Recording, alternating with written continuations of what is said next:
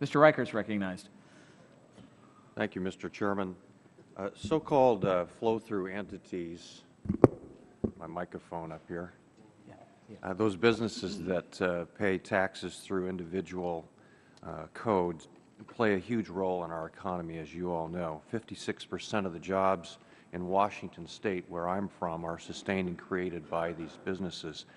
And they account for 69 million people across the United States, and they cannot be neglected in the tax reform effort that we're involved in here. So, Mr. Nichols, first I want to thank you for your comment supporting the extension of the 5-year built-in gains holding period. This shorter, more reasonable holding period unfortunately expired along with other tax extenders at the end of last year.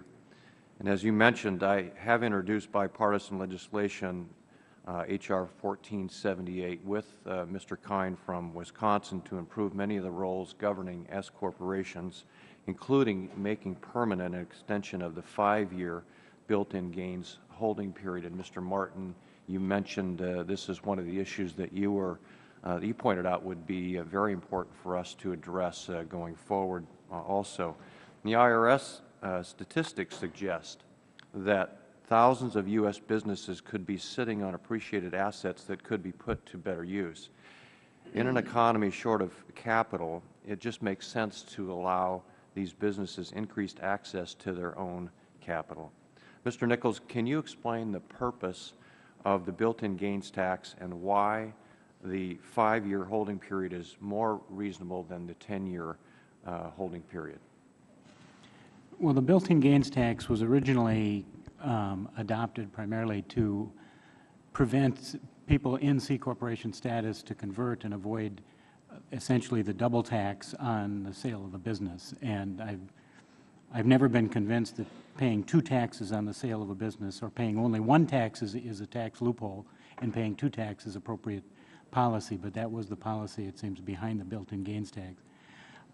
In terms of how the built-in gains tax works to free up capital, essentially I've got a situation, fortunately it's a client who already has been an S corporation for a while, but they've got a piece of property and they want to buy a new, bigger piece of property, expand their business, hire more employees.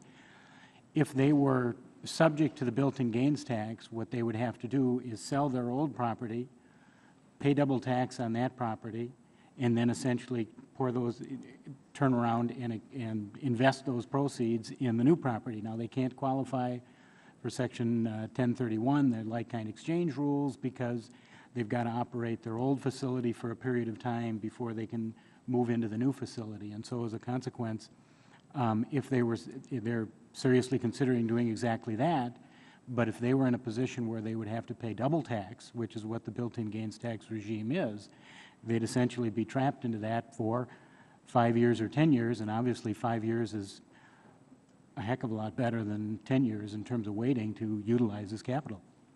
Thank you. Mr. Martin, would you like to comment?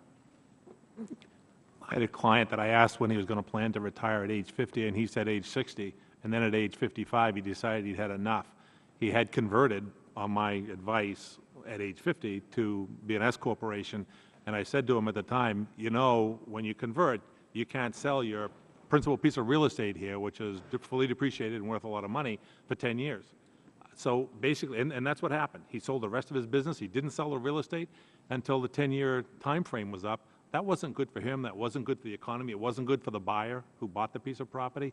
But here was the tax law dictating what would happen in his operation of his business. It was kind of crazy. 5 years is a whole lot better than 10 years. 5 years kind of takes into account unusual things that happen unbeknownst to all of us. Well, thank you, gentlemen, for your answers, and I yield back.